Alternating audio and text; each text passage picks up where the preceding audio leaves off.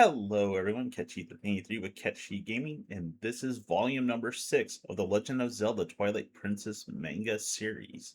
Volume 6 picks up right after volume number 5, with the sages explaining what happened to Ganondorf and how he was transported in a war imprisoned, whatever you want to choose, to the Twilight Realm. This particular part of the manga does not deviate from the game all that much. It has Ganondorf breaking free and killing one of the sages after being impaled by the sword that they summoned. I mean, the exception is it's a bit more gruesome.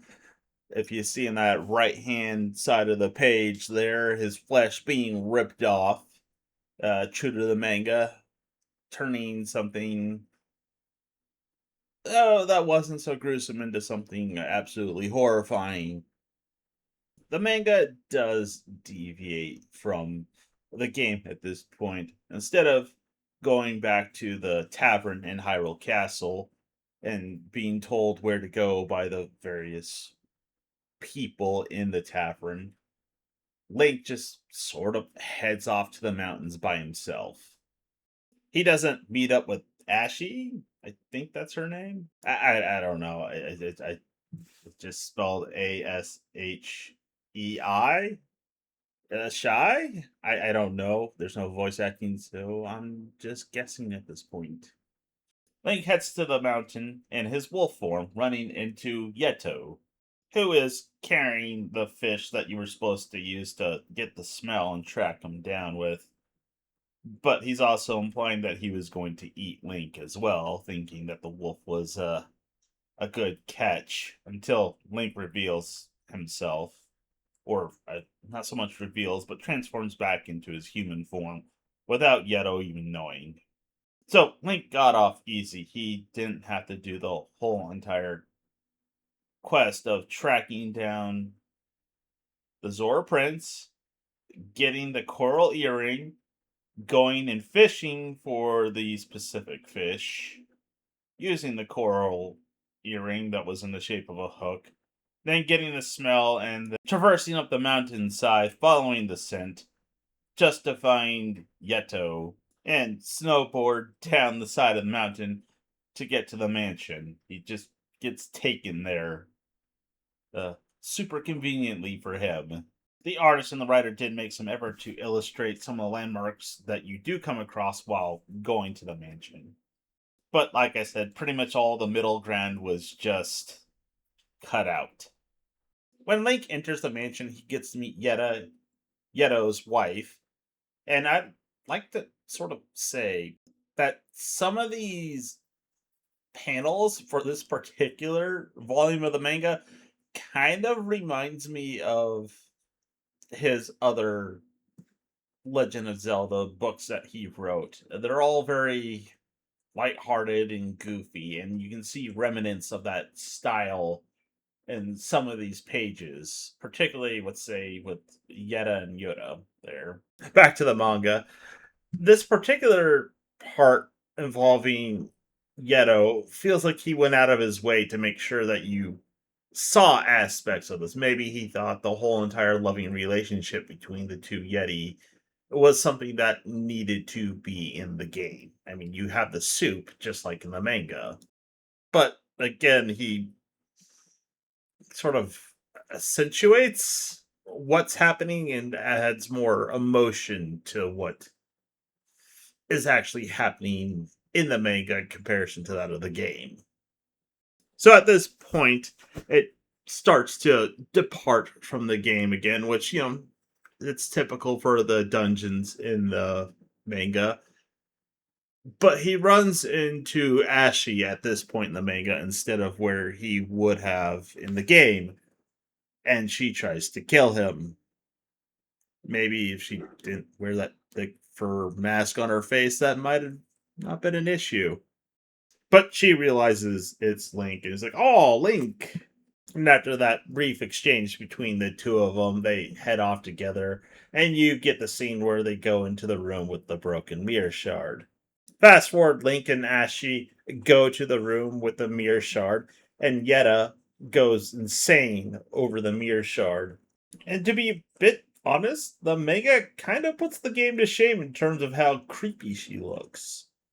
So during this whole entire fight in the manga, two of the armored Yeti appear, and that's how Link gets the ball and chain in the manga. But Link starts to freeze to death, and Ashy just stops in the middle of the fight and gives Link her cloak to warm him up. And like this, it's very casual. They're in the middle of a fight with this giant vicious ice beast. And she's like, "Oh yeah, just here it is. It keeps you warm. And it's doubly effective if you use two of them." After that brief exchange, they pick up the ball and chains and they both defeat Yetta, smashing her with the two ball and chains, making quick work of her. Link then dives for the falling mirror piece, trying to catch it, but before he can touch it, Minda grabs it out of midair and gets really testy with him for trying to catch it. Yeto comes in and comforts Yetta over the loss of the mirror and tells her to look in his eyes so that she can see herself in them. Very reminiscent of the game. It's like the writer really liked the relationship between these two. Not entirely sure why, but he dedicates a lot of time to getting this accurate. The writer already deviated a lot from it, but I don't know. It's weird how accurate he's sticking to this particular bit of story. After that touching little scene, we get a little bit of that. I don't know. It's called start of an arc for Link, or maybe more of a development for it, in which he's becoming infatuated with the power given to him by the Master Sword. Just look at that center panel there and the look on his face. It tells you everything. He's becoming drunk off of his own power. And it continues. They actually run into a group of Ganondorf's minions, and Link handily defeats them all with one sort of surviving. I mean, it's just a skull, but he figures out that they're after Hyrule Castle, but there's a little bit more to it in these particular panels because even Minda is calling them out for his infatuation and arrogance that has developed with the skill and power he's gained from wielding the Master Sword. I mean, it kind of feels a little out of place considering Minda, maybe not the most moral person to be calling Link out on, considering she does the exact same thing in the game when she gets a hold of the shards of the helmet that she wears. It's almost like he reversed the whole entire dynamic between the two. For this next part, the author just went completely and totally off the rails. So I've been trying to sort of put footage in the game with what is in line with what's happening in the manga. This isn't even possible for this next part.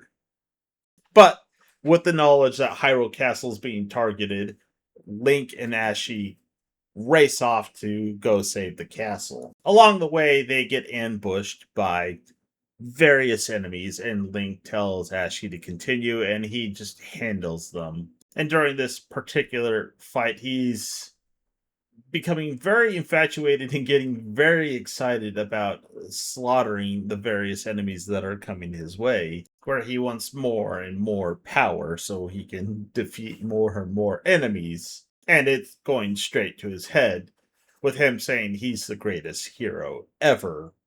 That is when King Bulbin steps in. This more or less replaces the fight out in the desert, which I kind of forgot to record.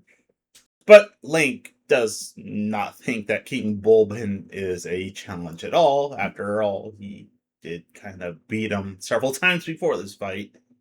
Link soundly beats King Bulbin, and then he goes to finish him off when something interferes with the fight. A hand reaches out and grabs Link by the shoulder. And lo and behold, it is Dark Link, even though he never made an appearance in this game. But he's reaching into that that barrel from Ocarina of Time to use as a plot element.